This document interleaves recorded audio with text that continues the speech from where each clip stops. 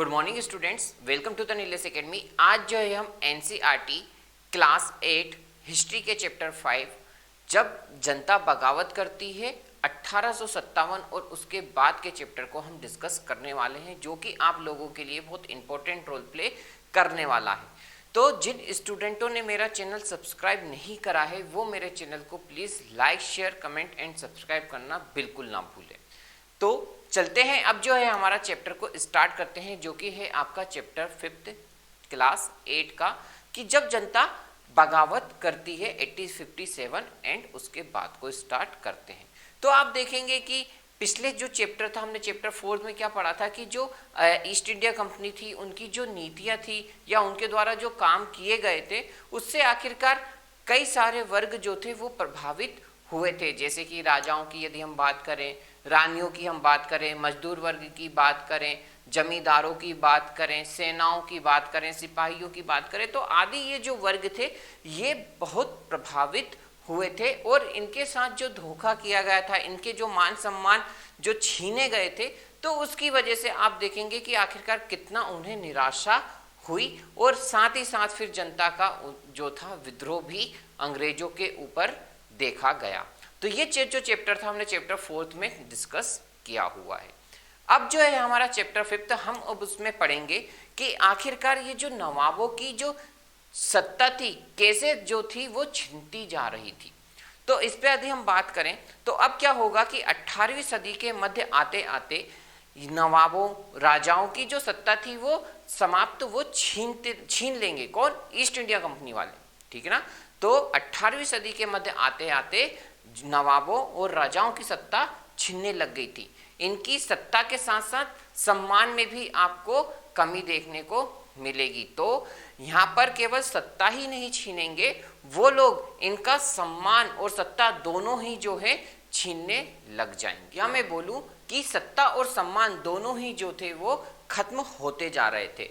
बहुत सारे जगह दरबारों में रेजिमेंट स्थापित कर दिए थे, जिसकी वजह से जो स्थानीय जो शासक थे उनकी स्वतंत्रता भी छीनती जा रही थी। या मैं बोलूं जो सेना थी वो भी धीरे धीरे भंग होती जा रही थी, कि उनकी सेनाओं को भी उन लोगों ने भंग कर दिया था। अब इसके साथ साथ एक और क्या व्यवस्था की गई कि जब राजाओं और नवाबों को राजस्व वसूल इकट्ठा करने के लिए और इनके जो इलाके थे वो भी धीरे धीरे इनसे छीने जाने लगे। अब क्या होगा कि ये जो स्थानीय जो शासक रहेंगे वो कंपनी से अपने हितों की रक्षा करने के लिए वार्तालाप करेगी, बातचीत करेगी।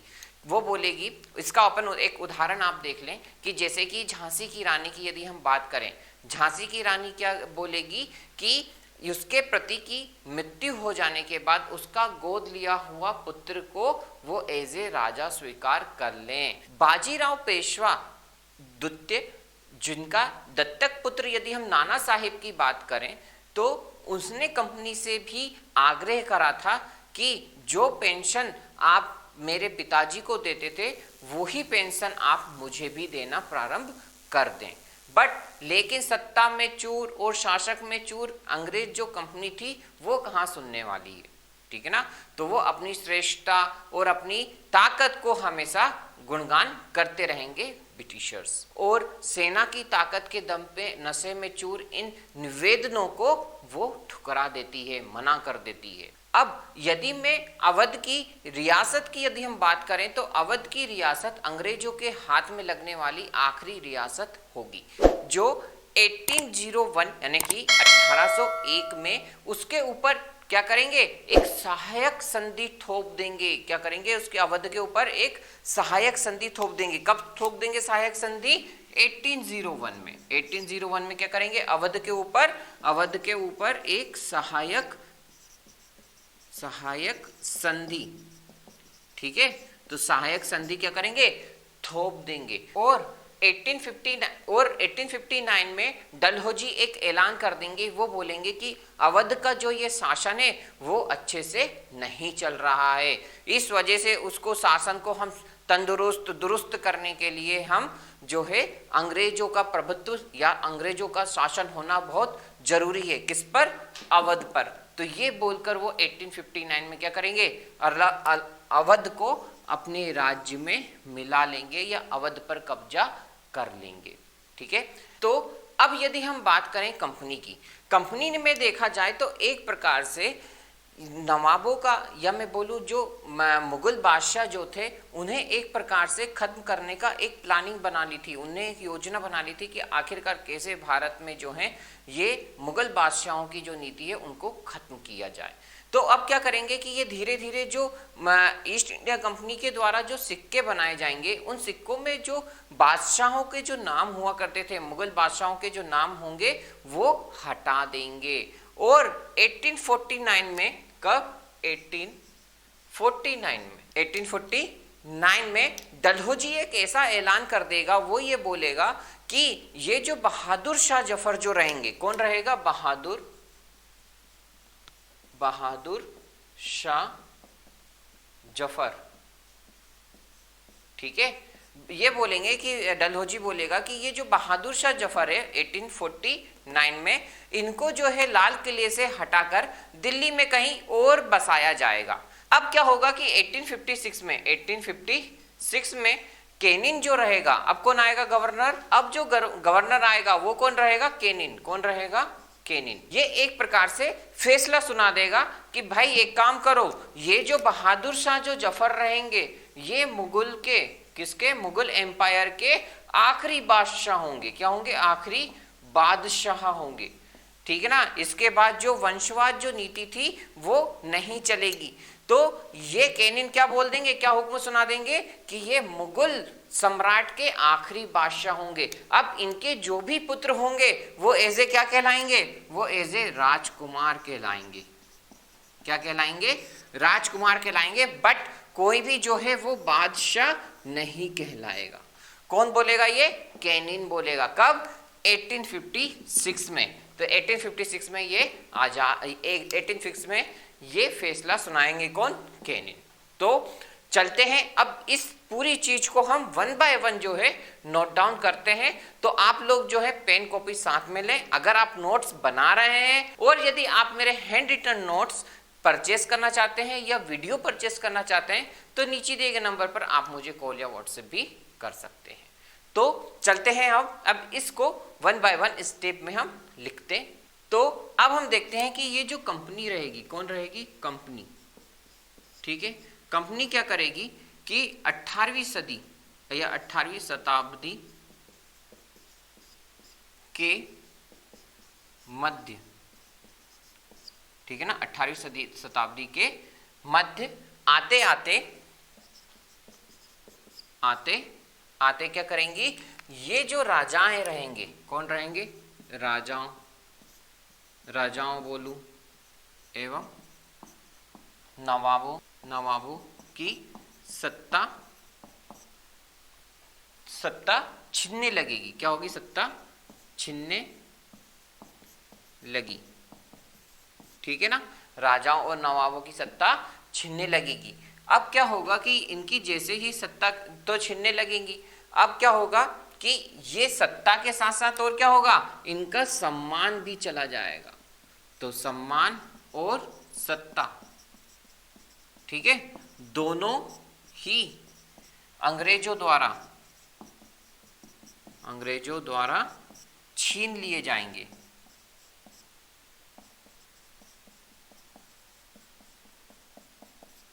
ठीक है ना, सत्ता और सम्मान दोनों ही अंग्रेजों के द्वारा छीन लिए जाएंगे। और क्या होगा कि इनके साथ और क्या करेंगे, ये जो राजस्व इकट्ठा कर रहे थे वो भी धीरे धीरे छीन लेंगे। और इनके ऊपर एक रेजिमेंट, जो अपन ने थोड़ी देर पहले देखा, तो क्या, रेजिमेंट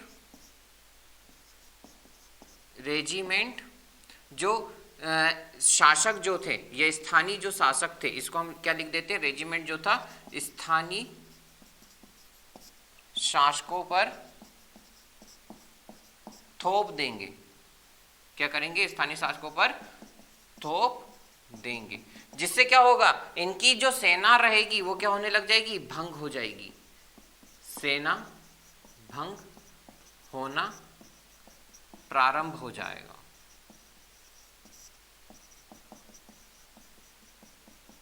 ठीक है ना, सेना भंग होना प्रारंभ हो जाएंगे। और इनके साथ क्या करेंगे कि ये जो टैक्स वसूल कर रहे थे, जो ये राजस्व वसूल कर रहे थे, कौन, राजा और नवाब जो टैक्स और राजा वसूल कर रहे थे, वो भी एक एक करके, या मैं बोलूं इनके जो इलाके थे वो भी एक एक करके इनसे छीन लिए जाएंगे।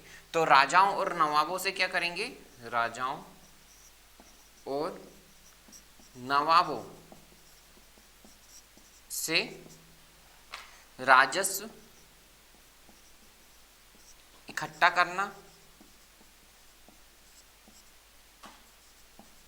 करने का काम और इलाके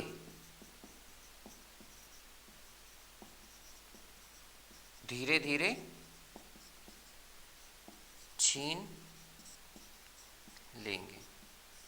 ठीक है, तो ये क्या करेंगे, ये कंपनी जो रहेंगी वो इनसे राजस्व और इलाके भी धीरे धीरे इनसे क्या कर लेंगे, छीन लेंगे। और क्या होगा कि यहां पर वो क्या करेंगे कि उदाहरण की यदि हम बात करें, अब इनके हितों की रक्षा करने के लिए आपस में बातचीत करेंगे। ठीक है ना, तो उदाहरण में एक कौन हो जाएगा, एक हो जाएगी झांसी की रानी, झांसी की रानी द्वारा वो क्या बोलेगी, झांसी की रानी बोलेगी कि ये जो राजा थे, ठीक है ना, राजा की मृत्यु होने के बाद गोद लिए हुए पुत्र को राजा स्वीकार कर ले।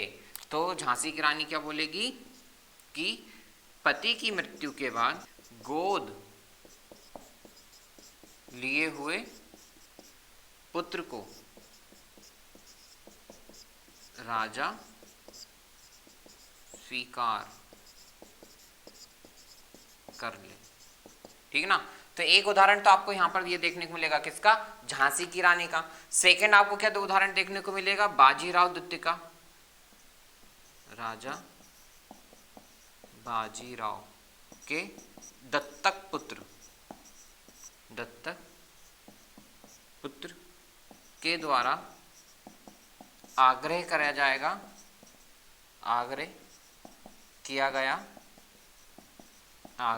गया कि क्या बोलेंगे कि जो पिता की मृत्यु के बाद जो पेंशन पिता को मिलती थी वो अब किसे मिलने लग जाए, दत्तक पुत्र। डेट मीन्स दत्तक पुत्र का नाम क्या था, दत्तक पुत्र मतलब नाना साहेब। किसको, नाना साहेब। तो ये पेंशन अब किसको मिलने लग जाए, वो उन्हें मिलने लग जाए, वो पेंशन उन्हें मिलने लग जाए। ठीक ना, तो नाना साहेब ये बोलेंगे। तो इसके जो हैं वो आपको दो उदाहरण देखने को मिलेंगे नवाबों की छिनती सत्ता में। और आपने देखा ही आखिरकार किस प्रकार से वो धीरे धीरे अवध पर कब्जा कर लिया। तो आप लोग क्या करें, आप लोग इसको जल्दी से जल्दी नोट डाउन कर लें। तो अब और क्या होगा कि अब यहां से ही वो क्या करेंगे, एक और पॉइंट क्या हो जाएगा कि वो सिक्कों से ऐसे जो बादशाह का जो नाम था वो भी क्या करेंगे, धीरे धीरे मुगल बादशाहों का नाम हटा देंगे। तो हम लिखेंगे कि कंपनी के द्वारा जो बनाए जा रहे थे सिक्के, कंपनी के द्वारा बनाए गए सिक्के से मुगल बादशाह का नाम हटा दिया। ठीक है ना, एक काम ये करेंगे। और सेकंड क्या करेंगे, वो अवध पर कब, 1801 में क्या करेंगे, सहायक संधि थोप देंगे, सहायक संधि। ठीक है, तो 1801 में क्या करेंगे, वो सहायक संधि थोप देंगे किस पर, अवध पर। और 1856 में अवध को अपने कब्जे में कर लेंगे। ठीक है, तो आपने देखा कि आखिरकार कैसे जो राजाओं और जो नवाब थे उनसे कैसे उन्होंने सत्ता छीनी। तो आप लोग इसको जल्दी से नोट डाउन कर लें। नेक्स्ट अब हम देखते हैं, अब हम चलते हैं किसान और सिपाहियों को डिस्कस कर लेते हैं। तो जैसा कि आपको लोगों को पता है, किसानों की यदि हम बात करें, किसकी, यदि हम किसानों की बात करें तो किसान जो होता था, गांव का जो किसान होता था, वो जमींदारों द्वारा लगाया गया भारी भरकम लगान और कर्ज से तो परेशान था ही, उनसे परेशान तो था ही, साथ ही साथ क्या हो गए कि ये किसानों को क्या करना पड़ता था, महाजनों से भी कर्जा लेना पड़ता था। अब ये जो महाजनों से जो ये कर्जा ले लेते थे और भारी भरकम इनके ऊपर टैक्स लगा दिया जाता था, तो अब इन्हें क्या करना पड़ेगा, मजबूरन अपनी जो पुश्तैनी जो जमीन होती थी, जो पुरखों की जमीन जायदाद जो संपत्ति होती थी, वो उन्हें मजबूरन बेचना पड़ता था। तो किसानों में देखा जाए कहीं ना कहीं एक प्रकार से असंतोष था ही। साथ ही यदि हम भारतीय सिपाहियों की बात करें तो ये भी कंपनी में रहते हुए असंतोष महसूस करेंगे या इनके साथ भी कहीं ना कहीं भेदभाव होना स्टार्ट हो जाएगा। तो यदि हम कंपनी में यदि भारतीय सिपाहियों की यदि हम बात करें तो इनमें भी आपको असंतोष देखने को मिलेगा। ये कहीं ना कहीं अपने वेतन भत्ता और शर्तें जो होती थी, जो इनकी सेवाएं जो शर्तें होती थी, उनसे भी लगभग क्या होंगे, ये परेशान होंगे। कौन, भारतीय सिपाही। वहीं यदि हम एक सेवा शर्त की बात करें तो आप देखेंगे कि पहले के जमाने में, यानी कि 18वीं शताब्दी के मध्य की यदि हम बात करें तो भारतीय सैनिकों को समुद्र पार जाना एक प्रकार से देखा जाए तो उनकी आस्था या धर्म के विरुद्ध माना जाता था। तो ऐसी कंपनी के कई नियम होते थे जिसकी वजह से इनकी धार्मिक भावना और आस्था जो होती थी कहीं ना कहीं प्रभावित होती थी। वहीं यदि हम बात कर रहे हैं 1824 यानी कि 1824 की यदि हम बात करें तो 1824 में कंपनी क्या करेगी, एक आदेश दे देगी भारतीय सिपाहियों को कि भाई एक काम करो, तुम वर्मा जाओ समुद्र के रास्ते से। तो भारतीय सैनिक क्या करेंगे कि जो पहले के जमाने के यदि हम भारतीय सेना की बात कर रहे हैं, 18वीं शताब्दी के मध्य की यदि हम बात कर रहे हैं, तो भारतीय जो सैनिक होते थे वो ऐसा मानते थे कि यदि हम समुद्र पार जाएंगे तो कहीं ना कहीं हमारा धर्म और जाति जो होगा भ्रष्ट हो जाएगा। तो इस वजह से वो क्या करेंगे, कभी भी समुद्र पार करके नहीं जाएंगे। तो अब क्या करेंगे, कंपनी ने क्या करा, 1829 में वर्मा के रास्ता उन्होंने क्या चुना, समुद्र के रास्ता जाने को। उनको जमीन के जाने से कोई प्रॉब्लम नहीं होती थी, तो भारतीय सैनिक क्या करेंगे, उस रास्ते से जाने से वो इनकार कर देंगे, मना कर देंगे कि कहीं ना कहीं ये हमारी धर्म और जाति को कहीं ना कहीं भ्रष्ट करने वाले हैं। अब क्या होगा कि अभी जो मामला रहेगा वो ठंडा नहीं होगा। क्यों? क्योंकि भाई भारतीय सैनिक तो वहां से जाने से मना कर देंगे वर्मा में, समुद्र के रास्ते में, तो ये मामला ठंडा नहीं होगा। अब हुकूमत कंपनी क्या करेगी, कंपनी अब क्या करेगी 1856 में, कब 1856 में कंपनी या ब्रिटिशर्स क्या करेंगे कि अब वो एक कंपलसरी रूल फॉलो कर देंगे, या मैं बोलूं एक शर्त के साथ वो बोल देंगे कि अब यदि आपको हमारी सेना में भर्ती होना है, ऐसे भारतीय सिपाही यदि ब्रिटिशर्स सेना में भर्ती होना है तो आपको कंपलसरी रहेगा समुद्र के रास्ते जाना, या समुद्र के रास्ते होते हुए आपको युद्ध लड़ना कंपलसरी कर दिया जाएगा। तो एक प्रकार से क्या हो जाएगा, वो एक नया कानून के द्वारा इसको पारित कर देंगे और कंपलसरी कर देंगे कि यदि जरूरत पड़ी तो आपको समुद्र के रास्ते से भी आपको युद्ध करने या समुद्र के रास्ता भी आपको पार करना पड़ेगा। तो ये बोल देंगे कौन, ब्रिटिशर्स। तो चलिए अब जो है किसान और सिपाही को हम 1 बाय 1 नोट डाउन कर लेते हैं। तो चलते हैं। तो फर्स्ट पॉइंट क्या हो जाएगा, इसमें आप देखेंगे कि क्या करेगा, गांव में जो किसान रहेगा वो क्या करेगा, कर्ज लेगा। गांव में किसान की यदि हम बात करें तो वो किन लोगों से परेशान होगा, एक तो जमींदार, किससे, जमींदार से। अब जमींदार क्या करेगा, लगान लेगा या फिर टैक्स कर वसूलेगा, ठीक है ना।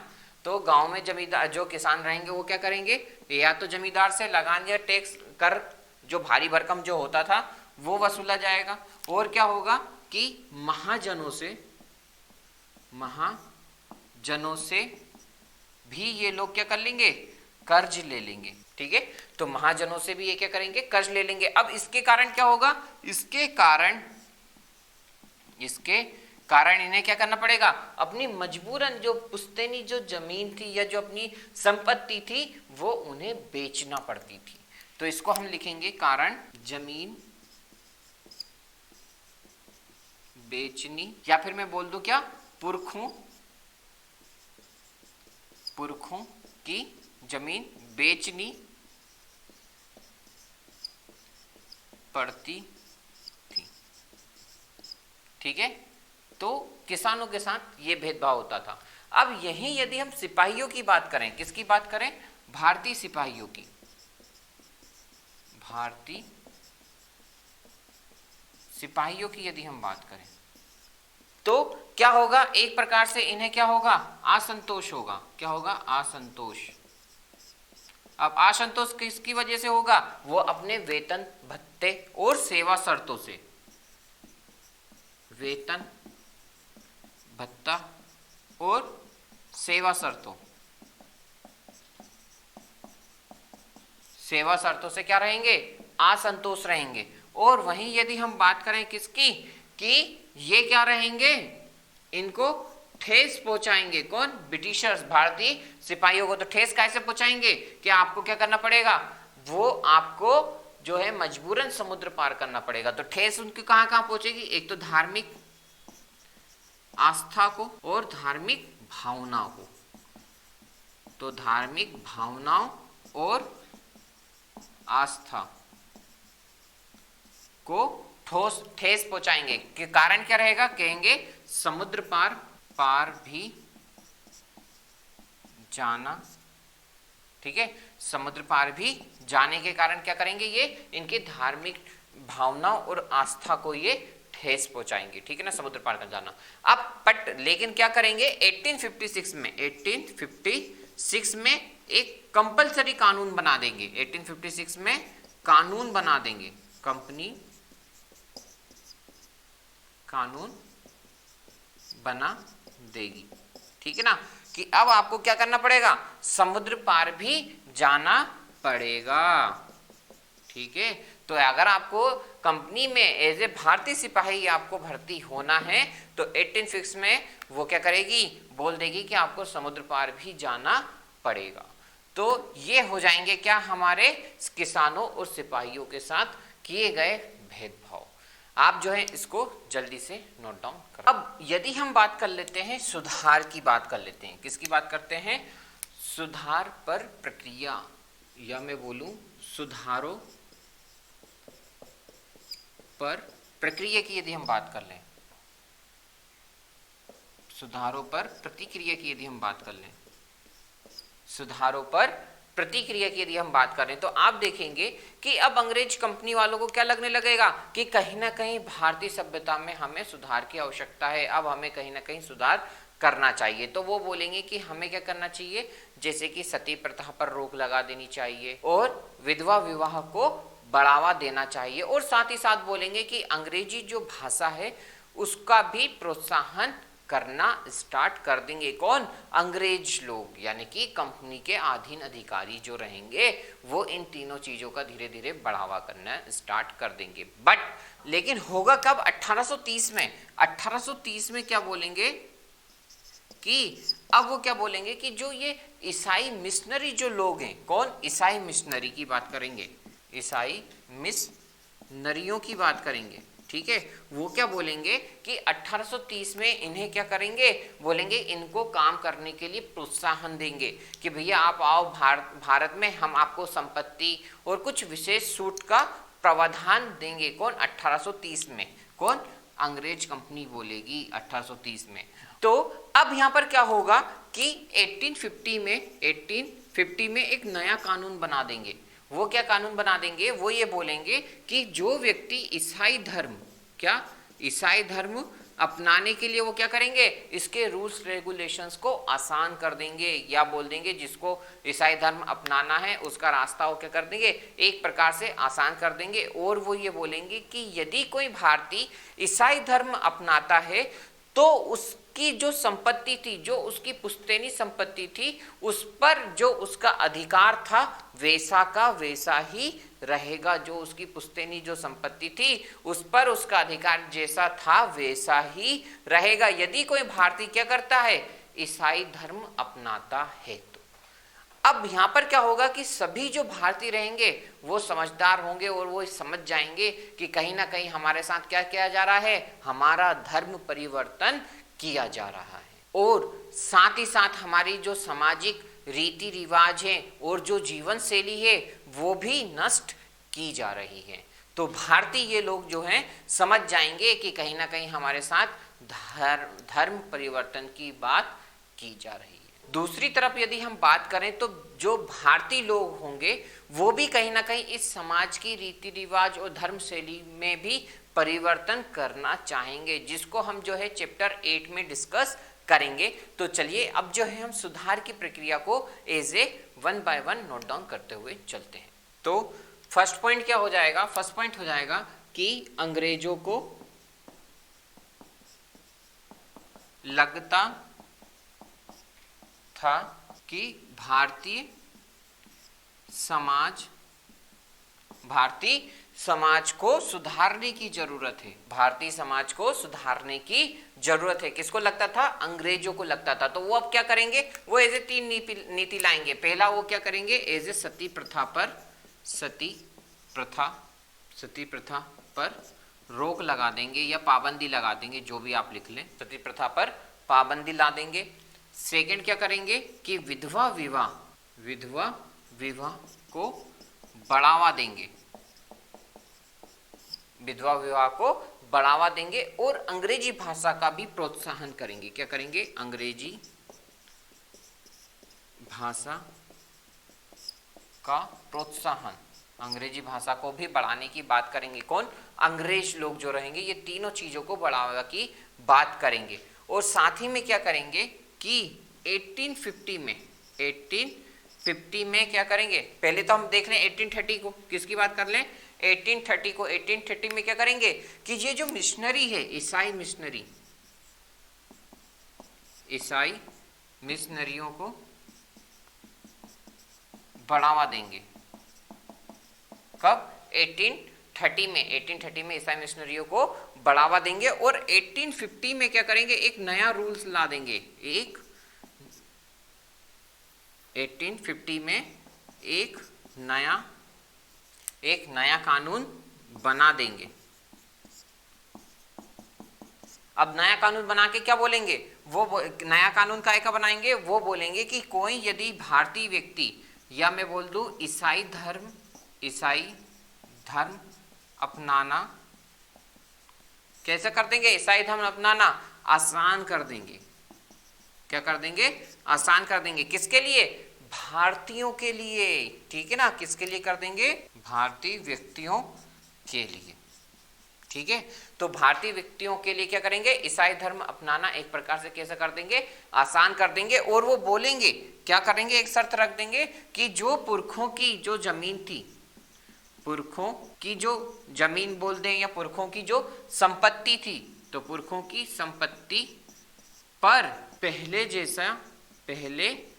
जैसा अधिकार रहेगा, पहला जैसा अधिकार रहेगा। किस पर, भारतीय यदि कोई ईसाई धर्म अपना लेता है, कौन सा धर्म, ईसाई धर्म अपना लेता है, तो अब भारतीय जो रहेंगे वो समझ जाएंगे। क्या करेंगे, अब भारतीय लोग यहाँ पर समझ जाएंगे कहीं ना कहीं हमारे धर्म परिवर्तन की बात की जा रही है। तो भारतीयों को अब क्या हो जाएगा, भारतीयों को यकीन हो जाएगा, क्या हो जाएगा, यकीन हो जाएगा कि ये हमारे साथ क्या कर रहे हैं, ये हमारा धर्म परिवर्तन कर रहे हैं। क्या कर रहे हैं, धर्म परिवर्तन। ठीक है, तो ये हमारा धर्म परिवर्तन, और धर्म परिवर्तन सामाजिक रीति रिवाज और जीवन शैली नष्ट करने वाली, जीवन शैली नष्ट हो जाएगी। ठीक है, तो ये इस प्रकार से किस में जाएगा, हमारा सुधारों पर या सुधारों पर प्रतिक्रिया के अंतर्गत हो जाएगा। तो आप लोग जो है इसको जल्दी से नोट डाउन कर लें। अब हम चलते हैं कि आखिरकार सैनिक विद्रोह जन विद्रोह कैसे बन गया। तो आप देखेंगे कि चाहे शासक हो या प्रजा हो, उनके बीच संघर्ष होना कोई एक अनोखी बात नहीं होती है।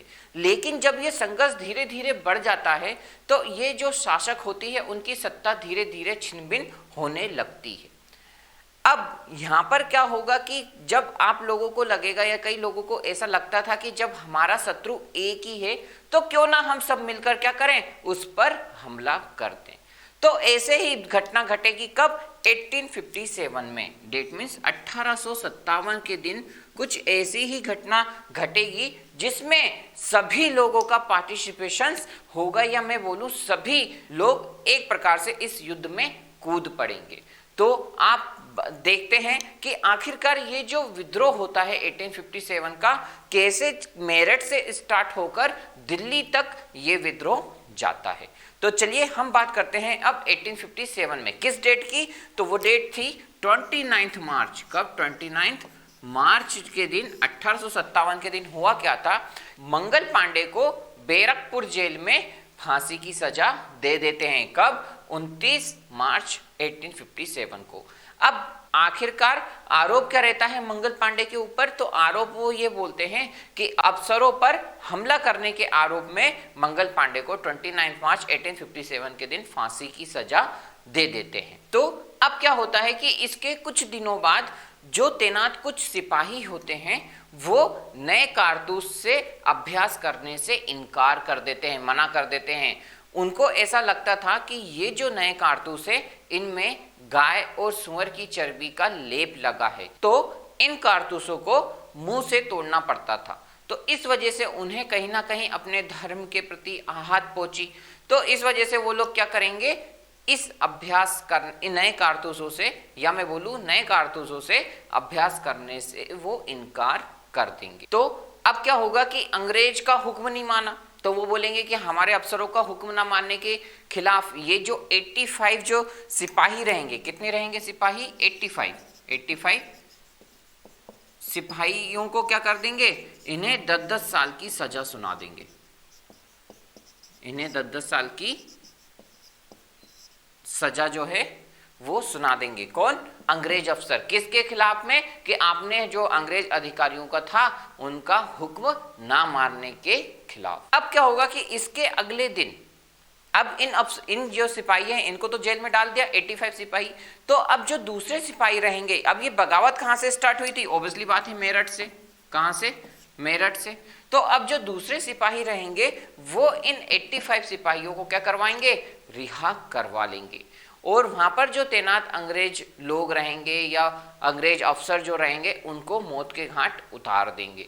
अब ये दूसरे सिपाही क्या करेंगे, इन 85 सिपाहियों को रिहा करवा लेंगे, उनकी बंदूक, कारतूस, गोले, हथियार जो रहेंगे सब छुड़ा लेंगे और क्या करेंगे, और वो एक प्रकार से दिल्ली की तरफ कूच कर देंगे। अब दिल्ली की तरफ कूच क्यों करेंगे, क्यों, क्योंकि अब यहाँ पर मेरठ में क्या हुआ, सारे सिपाही क्या हो गए, भारतीय सिपाही ये सब आजाद हो गए। अंग्रेज अफसरों को मार दिया, उनके गोले बंदूक छीन लिए। तो अब क्या करेंगे, दिल्ली की तरफ कूच कर देंगे। अब दिल्ली की तरफ कूच वो इसलिए करेंगे, क्यों, क्योंकि उन्हें मानता था कि यदि हम ये फिरंगियों को, या मैं बोलूं अंग्रेजों को, इनका शासन यदि हम खत्म कर दें तो फिर आखिरकार ये भारत पर शासन चलाएगा कौन।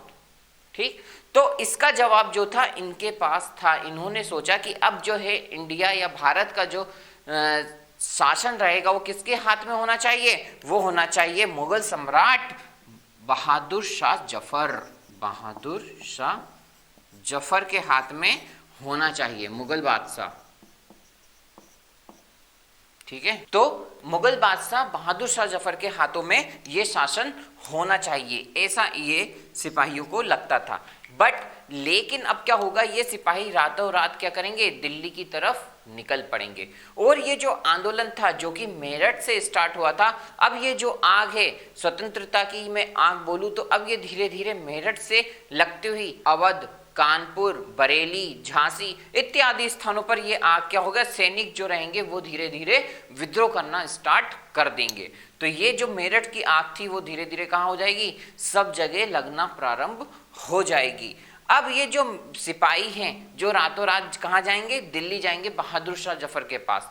तो पहले तो बहादुर शाह जफर मना कर देंगे कि नहीं नहीं हम जो है ये ऐसा काम नहीं करेंगे, अंग्रेजों के खिलाफ नहीं जाएंगे। बट लेकिन क्या होगा कि कई सारे जो सिपाही रहेंगे उनके मनाने पर अब ये बहादुर शाह जफर क्या होंगे, मान जाएंगे। वो बोलेंगे कि अच्छा चलो ठीक है, हम जो है अंग्रेजों के खिलाफ आंदोलन स्टार्ट कर देते हैं। तो अब क्या होगा कि कई जो छोटे छोटे जो शासक थे वो भी क्या करते हैं, बहादुर शाह जफर के नाम से ही शासन चला रहे थे कि हम जो हैं शासक जो हैं, बहादुर शाह जफर ने हमें ये जगह दे रखी है, या मैं बोलूँ कि ये जमींदारी हमें दे रखी है, इलाका जो है हम बहादुर शाह जफर के इलाके के कब्जे के अंदर हम कार्य कर रहे हैं। तो बहादुर शाह जफर ने छोटे छोटे ये जो शासक थे उनके नाम पर भी ये लोग शासन चला रहे थे। तो अब क्या होता है कि जो ब्रिटिश शासक होता है, ब्रिटिश शासक के जो भय से जो शासक चला रहे थे, छोटे छोटे जो शासक चला रहे थे, उन्हें कहीं ना कहीं ऐसा भी लगता था कि अरे यार ये ब्रिटिश शासन से तो अच्छा था कि हम जो है मुगल बादशाह के अधीन होकर शासन चलाते, हम बेफिक्र होते थे उस समय। बट अब ये लोग भी क्या करेंगे, इस आंदोलन में कूद पड़ेंगे, वो लोग भी इस ब्रिटिश शासन का विरोध करना प्रारंभ कर देंगे। अब दूसरी ओर यदि हम बात करें ब्रिटिश अधिकारियों की या अंग्रेज फिरंगियों की यदि हम बात करें, तो उन्हें ऐसा नहीं लगता था कि ये जो कारतूस का जो मुद्दा है वो इतनी बड़ी समस्या पैदा कर देगा। तो अंग्रेज लोगों को ऐसा नहीं लगता था कि इतना बड़ा ये मुद्दा होगा या इस प्रकार से ये लोग इकट्ठा हो जाएंगे। तो अब क्या करेंगे कि ये बगावत जो रहेगी धीरे धीरे क्या हो जाएगी, सभी जगह फैलना प्रारंभ हो जाएगी। जैसे कानपुर के यदि बाजीराव की बात कर लें, कानपुर में बाजीराव पेशवा का जो दत्तक पुत्र था नाना साहेब, वो भी अब अपने आप को क्या कर देगा, खुद को पेशवा घोषित कर देगा। तो वहीं यदि हम लखनऊ की बात करें तो लखनऊ में नवाब वाजिद अली शाह के जो बेटे थे बिरजीस कद्र, वो भी अब अपने आप को खुद को नवाब घोषित कर देंगे। तो वहीं यदि हम मध्य प्रदेश की बात करें तो मध्य प्रदेश में भी मंडला क्षेत्र में अवंतीबाई लोधी जो रहेंगी, इस प्रकार से इस आंदोलन में वो कूद पड़ेंगी और ये आंदोलन धीरे धीरे एक प्रकार से जनव्यापी आंदोलन बन जाएगा, या मैं बोलूं कि सभी लोग जो रहेंगे इस आंदोलन में पार्टिसिपेशन करना प्रारंभ कर देंगे। और ये भारत का सबसे पहला स्वतंत्रता संग्राम भी कहलाएगा 1857। तो चलते हैं, अब जो है हम लोग इसको वन बाय वन जो है नोट डाउन कर लेते हैं। तो चलते हैं, पहला पॉइंट हमारा क्या हो जाएगा कि प्लासी के युद्ध के 100 साल बाद इतना बड़ा आंदोलन आपको देखने को मिलेगा। सेकेंड पॉइंट क्या हो जाएगा कि ये क्रांति कब होगी, तो ये क्रांति प्रारंभ होगी 10 मई 1857। 10 मई 1857 की क्रांति रहेगी। अब ये जो रहेगा स्टार्ट क्या होगा, मेरठ से होगा। प्रारंभ कहां से होगा इस क्रांति का, मेरठ से शुरू होगा और धीरे धीरे कहां तक जाएगा, ये मेरठ से शुरू होकर जैसे झांसी, कानपुर, लखनऊ, बरेली, अवध और दिल्ली आदि की ओर ये जो रहेगा धीरे धीरे शुरू होगा ये जन आंदोलन। नेक्स्ट अगर हम बात करें, ये क्या होगा, भारत का प्रथम बोल देंगे हम, क्या बोल देंगे, भारत का प्रथम स्वतंत्र संग्राम रहेगा। ठीक है, भारत का प्रथम स्वतंत्र संग्राम रहेगा। अब यदि हम बात कर लेते हैं क्या कि मेरठ से दिल्ली तक, तो हमने देखा था मेरठ से दिल्ली तक क्या थी डेट हमारी, 29 मार्च। आंदोलन कहां से स्टार्ट होगा, यहां से स्टार्ट होगा। कब, 29 मार्च 1857 में। 1857 में कब, जब मंगल पांडे को क्या कर देंगे, फांसी की सजा दे देंगे। मंगल पांडे को बैरकपुर में फांसी दे देंगे, फांसी दी। ठीक है, तो 29 मार्च 1857 में मंगल पांडे को बैरकपुर में फांसी दे देंगे। अब इसके कुछ चंद दिनों बाद क्या होंगे, दूसरे जो सैनिक रहेंगे वो अभ्यास, युद्ध अभ्यास करने से मना कर देंगे। तो सेकंड पॉइंट क्या हो जाएगा कि कुछ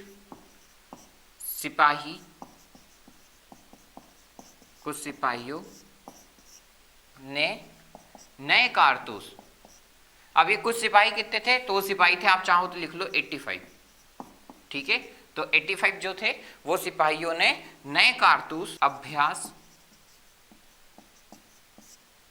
करने से इनकार कर दें, ठीक है। अब कारण क्या रहेगा, तो कारण क्या रहेगा, इसका कारण ये रहेगा कि वो बोलेंगे कि उन्हें ऐसा लगता था, इन सिपाहियों को, कि ये जो नए कारतूस हैं इनमें क्या है, सुअर और गाय की चर्बी का लेप है।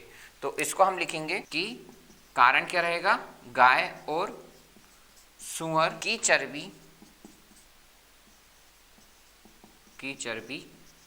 का लेप, ठीक है ना। तो ये कारण रहेगा।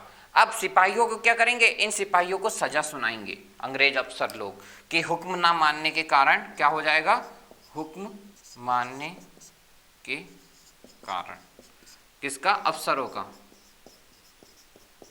अफसरों का हुक्म ना मानने के कारण क्या करेंगे, 10-10 साल की सजा दे देंगे, 10-10 साल की सजा सुना देंगे।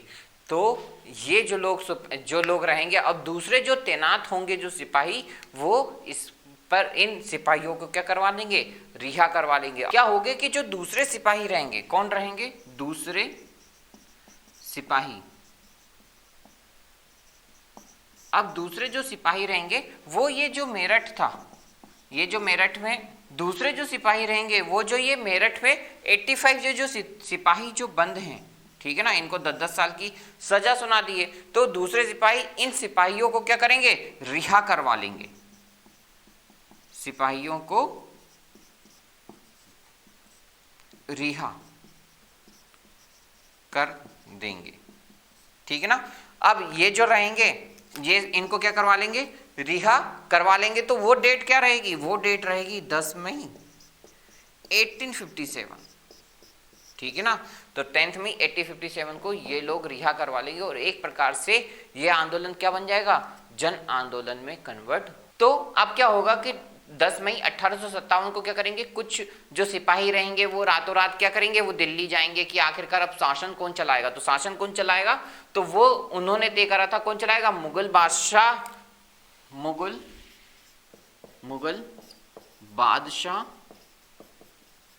कौन, बहादुर शाह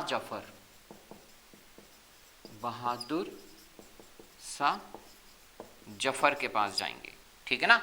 तो बहादुर शाह जफर क्या करेगा, अब ये नए शासन, अब बूढ़ा तो था बेचारा, अब बात जो है वो मानने के लिए तैयार हो जाएगा इन सिपाहियों की। तो इन सिपाहियों की क्या बात हो जाएगी, इन सिपाहियों की बात माननी पड़ेगी। तो सिपाहियों की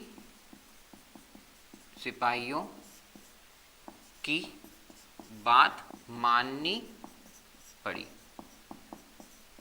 ठीक है। तो ये बहादुर शाह जफर को क्या करना पड़ेगा, इन सिपाहियों की बात इसे मानना पड़ेगा और ये आंदोलन एक प्रकार से क्या हो जाएगा, जन आंदोलन बन जाएगा। तो आप लोग इसको जल्दी से नोट डाउन कर लें। तो अब हम देखते हैं कि बगावत फैलने लगी, क्या हो जाएगा, बगावत। तो अब कहाँ क्षेत्र में ये जो बगावत थी ये फैलने लग जाएगी।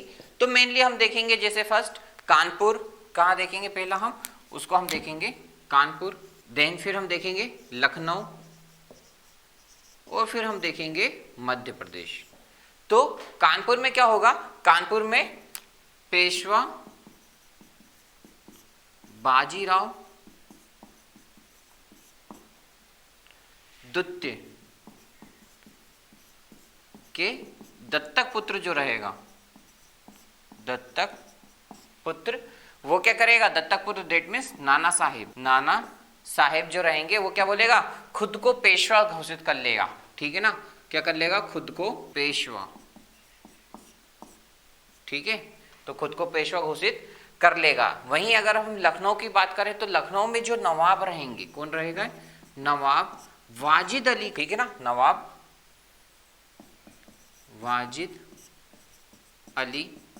वाजिद अली शाह जो रहेंगे, कौन रहेगा, वाजिद अली शाह जो रहेंगे वो क्या करेंगे, के बेटा जो रहेगा, के बेटा जो रहेगा वो रहेगा बिरजिस कद्र जो रहेगा वो क्या करेगा, खुद को नवाब घोषित कर लेगा। क्या कर लेगा, खुद को नवाब यहाँ पर घोषित कर लेगा लखनऊ में।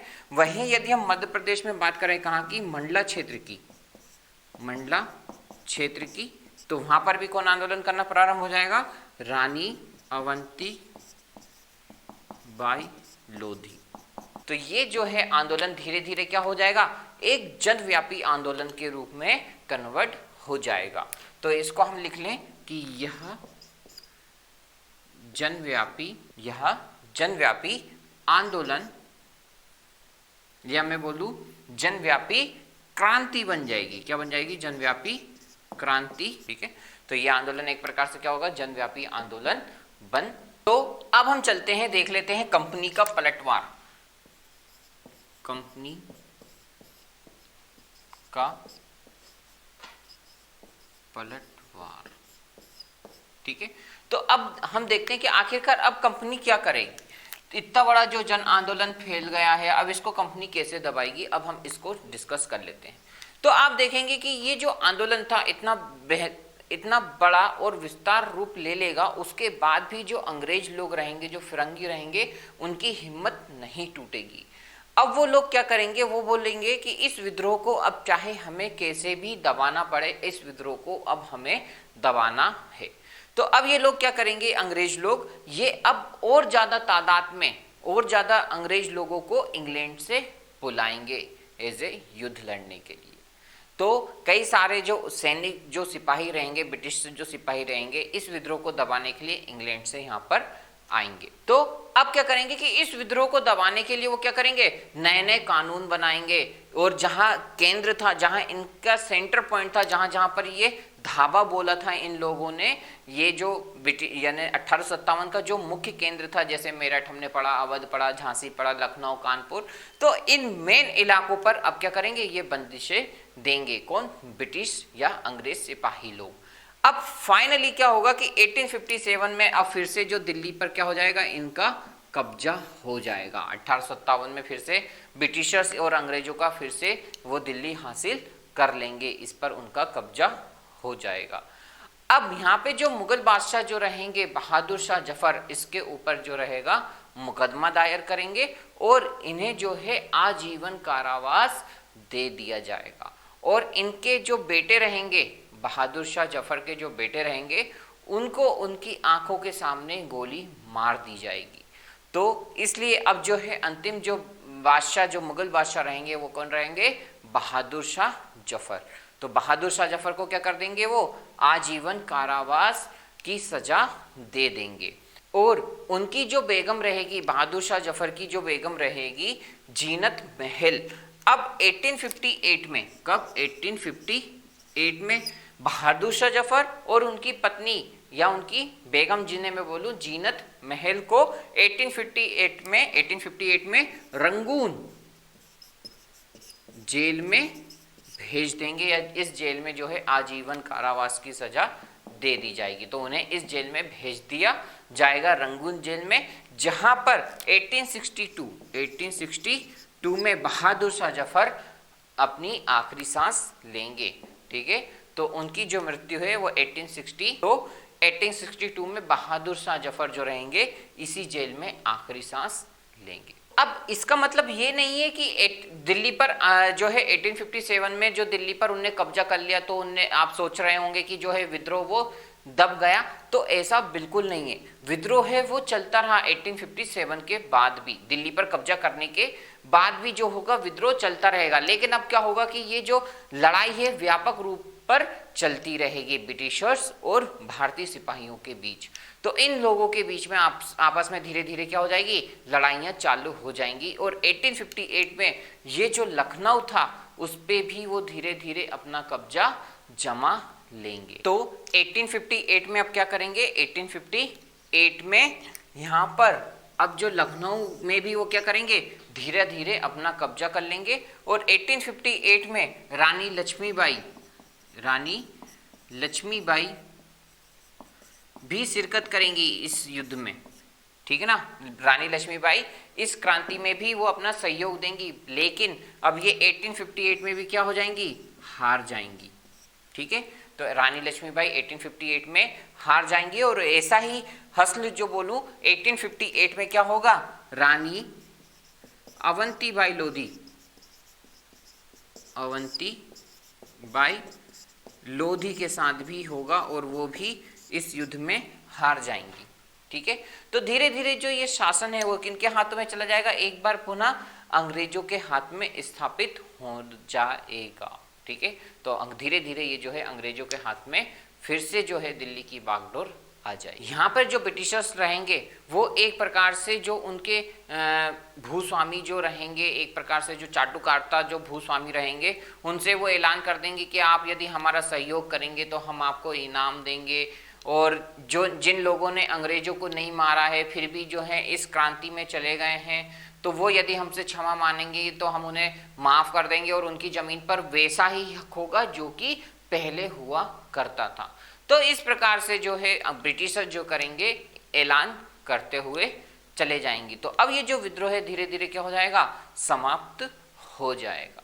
अब मेन यदि हम की पॉइंट पे आए कि आखिरकार ये जो विद्रोह था, ये जो कंपनी ने पलटवार करा, या मैं बोलूं कि ये जो विद्रोह का असफल होने का कारण क्या रहेगा, तो विद्रोह के असफल होने के मेन कारण आप देखेंगे, फर्स्ट रहेगा क्या, सीमित आंदोलन। अब इस आंदोलन में क्या होगा कि दक्षिण भारत के जो शासक रहेंगे वो इस आंदोलन में भाग नहीं लेंगे। तो एक क्या रहेगा, सीमित आंदोलन रहेगा, और क्या रहेगा कि इस क्रांति में सिंधिया, होलकर, जोधपुर के राणा इस विद्रोह में साथ नहीं देंगे, इस विद्रोह में वो लोग पार्टिसिपेशंस नहीं करेंगे। तो देखा जाए तो ये आंदोलन क्या होगा, एक प्रकार से सीमित आंदोलन होगा। दूसरा यदि हम बात करें तो सेकंड इसका कारण रहेगा वो रहेगा सीमित संसाधनों का। अब ये इतना बड़ा आंदोलन तो था, बट लेकिन सिपाहियों के पास क्या होंगे, बंदूकें, बम, गोले आदि जो रहेंगे वो क्या रहेंगे, सीमित रहेंगे। तो मैं बोलूं कि सेकंड कारण क्या रहेगा इस आंदोलन का असफल होने का, तो वो रहेगा सीमित संसाधन। थर्ड जो रहेगा, जो कि मेन इंपॉर्टेंट रहेगा, वो रहेगा प्रभुत्व या प्रभावी नेतृत्व का अभाव। ठीक है, प्रभावी नेतृत्व का अभाव। तो ये थर्ड जो की पॉइंट है बहुत इंपॉर्टेंट रहेगा। कोई भी व्यक्ति एक ऐसा नहीं रहेगा कि जो उनको मार्गदर्शन दे, सब लोग अपनी अपनी चलाएंगे कि चलो हम इसको मार दें, हम उसको मार दें। तो एक प्रकार से क्या नहीं होगा, नेतृत्व की यहाँ पर आपको कमी देखने को मिलेगी। और लास्ट जो रहेगा वो रहेगा, इसमें मध्य वर्ग भी इस विद्रोह में भाग नहीं लेगा। तो ये जो चार की पॉइंट रहेंगे इस आंदोलन के असफल होने के रहेंगे। तो चलिए अब जो है हम इसको one by one note down कर लेते हैं, कंपनी का पलटवार। तो पहला पॉइंट हो जाएगा यहां पर, क्या करेंगे, इंग्लैंड से फौजी मंगवाएंगे। ठीक है, तो फर्स्ट पॉइंट क्या हो जाएगा, इंग्लैंड से फौज बुलवाएंगे। सेकंड क्या हो जाएगा कि नए कानून, अब विद्रोह दबाना है तो विद्रोह दबाने के लिए क्या करेंगे, नए नए कानून बनाएंगे, कानून बनाएंगे और क्या करेंगे, नए नए कानून बनाएंगे। और जो उनके केंद्र था, जो विद्रोह का, मैं बोलूं जो विद्रोह का जो केंद्र था, केंद्र पर धावा बोलेंगे। ठीक है ना, तो जो विद्रोह का जो केंद्र रहेगा उस पर वो धावा बोलेंगे। थर्ड क्या रहेगा कि बहादुर शाह जफर को क्या करेंगे, आजीवन कारावास दे देंगे। तो बहादुर शाह जफर और उनकी बेगम, ठीक है ना, क्या नाम था, जीनत महल को अक्टूबर, कब कर देंगे, अक्टूबर 1858 को रंगून जेल, कौन सी जेल, रंगून जेल में आजीवन कारावास दे देंगे, आजीवन कारावास।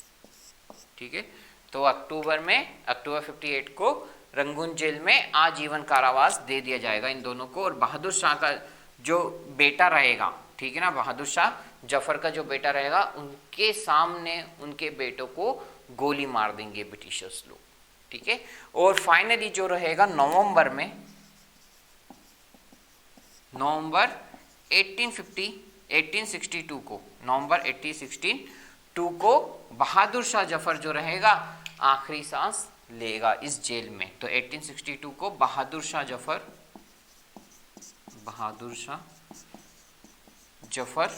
अंतिम सांस ली, ठीक है। तो 1862 को नवंबर को क्या करेंगे, अंतिम सांस लेंगे बहादुर शाह जफर। अब हम देखेंगे कि आखिरकार ये जो असफल होने का, ये जो कंपनी ने तो पलटवार कर दिया, बट ये जो विद्रोह था ये असफल होने के कारण क्या होंगे, तो इसके हम कारण देख लेते हैं, इसके कारण डिस्कस कर लेते हैं हम। असफलता के कारण, तो असफलता के कारण फर्स्ट क्या हो जाएगा कि सीमित आंदोलन, क्या हो जाएगा, सीमित आंदोलन हो जाएगा। अब सीमित आंदोलन क्यों हो जाएगा कि इसमें क्या हो जाएगा, एक तो दक्षिण प्रांत भाग नहीं लेगा, दक्षिण प्रांत भाग नहीं लेगा। और क्या कारण रहेगा कि इसमें सिंधिया, होलकर, जोधपुर के राणा, ये भी लोग क्या करेंगे, भाग नहीं लेंगे। तो एक कारण क्या हो जाएगा, सीमित आंदोलन। सेकंड कारण क्या हो जाएगा, सीमित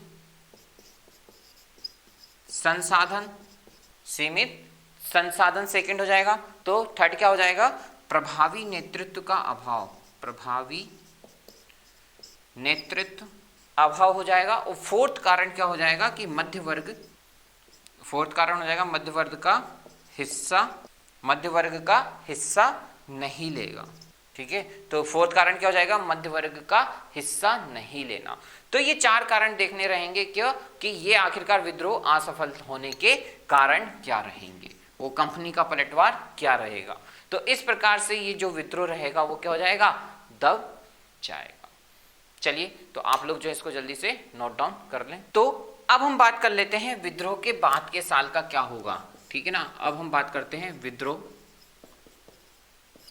के साल या विद्रोह के बाद का साल और उसके परिणाम को अब हम देखते हैं कि अब कहीं ना कहीं क्या होगा कि ब्रिटिशर्स या अंग्रेजों को भी उसके दुष्परिणाम भोगने पड़ेंगे।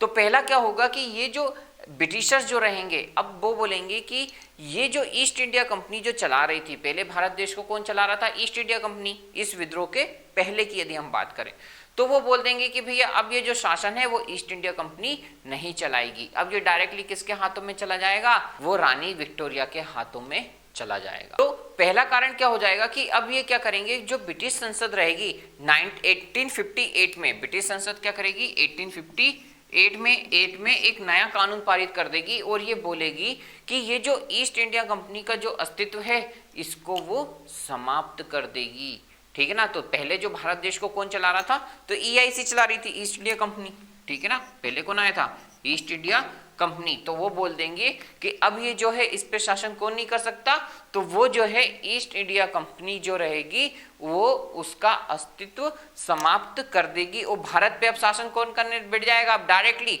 शासन हो जाएगा रानी विक्टोरिया का। सेकेंड और क्या चेंजेस आपको देखने को मिलेंगे विद्रोह के बाद कि ये जो राज करो हड़प जो नीति थी, ठीक है ना, वो हड़प जो थी वो नीति वो समाप्त कर देंगे या खत्म कर देंगे। थर्ड क्या हो जाएगा कि अब ये जो सेना जो भर्ती कर रही थी, ब्रिटिश सेना जो थी भारतीयों की जो भर्ती कर रही थी और उसमें भारतीय सिपाहियों की जो थी तादाद ज्यादा थी, तो अब इसको भी वो लोग चेंज कर देंगे और क्या करेंगे, एज ए ब्रिटिश सैनिकों को ज्यादा रेशियो में भर्ती कर लेंगे, या मैं बोलूं ज्यादा मात्रा में अब ब्रिटिश सैनिकों की भर्ती की जाएगी।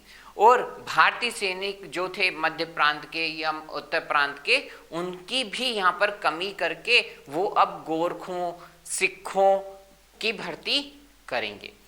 अब फोर्थ क्या हो जाएगा कि यहाँ पर जो मुस्लिम जो वर्ग रहेगा, ठीक है ना, या मैं बोलूं मुसलमान की जो जमीन रहेगी संपत्ति रहेगी उनको वो जब्त कर लेंगे, ज्यादा तादाद में मुसलमानों की जमीन और संपत्ति को जब्त कर लेंगे। क्यों? क्योंकि उन्हें लगता था कि इस विद्रोह के पीछे कहीं ना कहीं सबसे ज्यादा हाथ जो था वो मुसलमानों का था, और वो सबसे ज्यादा शत्रु किसे मानेंगे, तो वो मुस्लिम वर्ग को शत्रु व संदेह की दृष्टि से वो लोग देखेंगे, और इस विद्रोह के पीछे सबसे ज्यादा हाथ किसका मानेंगे? मुस्लिम वर्गों का। तो इस वजह से उनकी संपत्ति और उनकी जमीनों को जब्त कर लिया। ये जो भूस्वामी होंगे और जमींदार जो होंगे उनके लिए एक नई नीति तैयार की जाएगी, और यहाँ पे जो अंग्रेज लोग कहेंगे या अंग्रेज लोग एक प्रकार से फैसला लेंगे कि हम जो हैं भारतीयों की संस्कृति, धर्म और सामाजिक रीति रिवाजों का सम्मान करेंगे।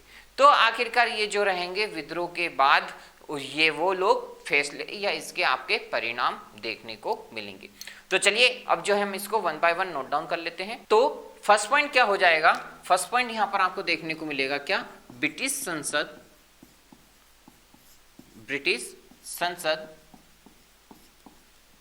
1858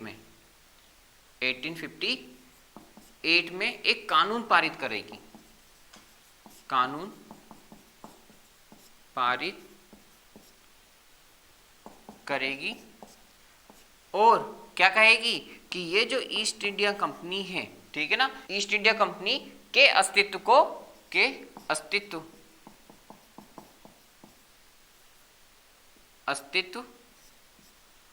को समाप्त कर देगी। ठीक है, तो फर्स्ट पॉइंट क्या हो जाएगा? ईस्ट इंडिया कंपनी के अस्तित्व को समाप्त कर लेगी। अब इनडायरेक्टली किसके हाथों में चला जाएगा? भारत का शासन रानी विक्टोरिया के हाथों। तो भारत का शासन विक्टोरिया के हाथों में चला जाएगा। ठीक है, तो सेकेंड पॉइंट ये हो जाएगा। थर्ड क्या देखने को मिलेगा कि हड़प नीति जो रहेगी, नीति की समाप्ति हो जाएगी। ठीक है, थर्ड पॉइंट क्या हो जाएगा? हड़प नीति की समाप्ति हो जाएगी। फोर्थ पॉइंट हो जाएगा भारतीय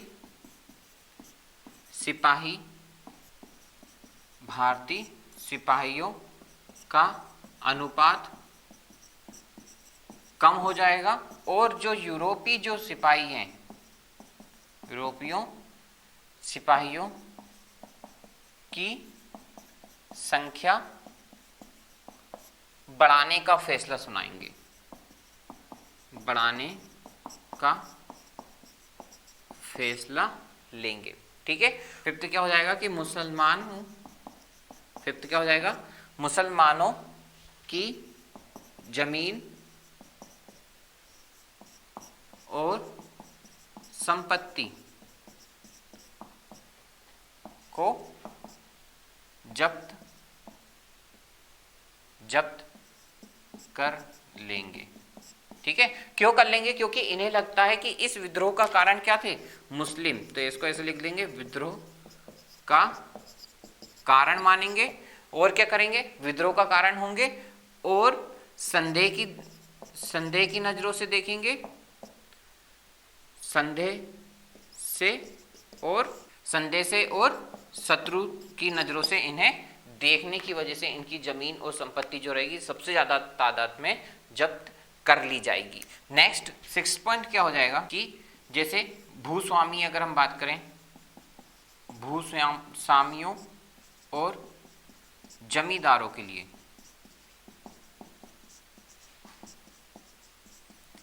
नई नीतियां बनाएंगे। ठीक है, नई नीतियां बनाएंगे, और लास्ट रहेगा अंग्रेजों ने फैसला लेंगे कि लोगों के धर्म,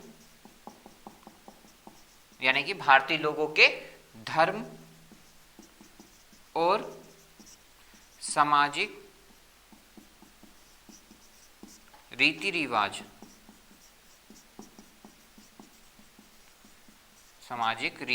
का सम्मान करेंगे। ठीक है, तो ये विद्रोह के बाद जो रहेंगे उसके साल या उसके आपको परिणाम देखने को मिलेंगे। तो ये जो चैप्टर था, चैप्टर नंबर 5, केवल यहीं तक। आपको ये वीडियो कैसा लगा please like share comment and subscribe करना बिल्कुल ना भूलिएगा। और यदि आप मेरे हैंड रिटन नोट्स या वीडियो जो हैं परचेस करना चाहते हैं तो नीचे दिए गए नंबर पर आप मुझे कॉल या व्हाट्सएप भी कर सकते हैं। Thank you so much.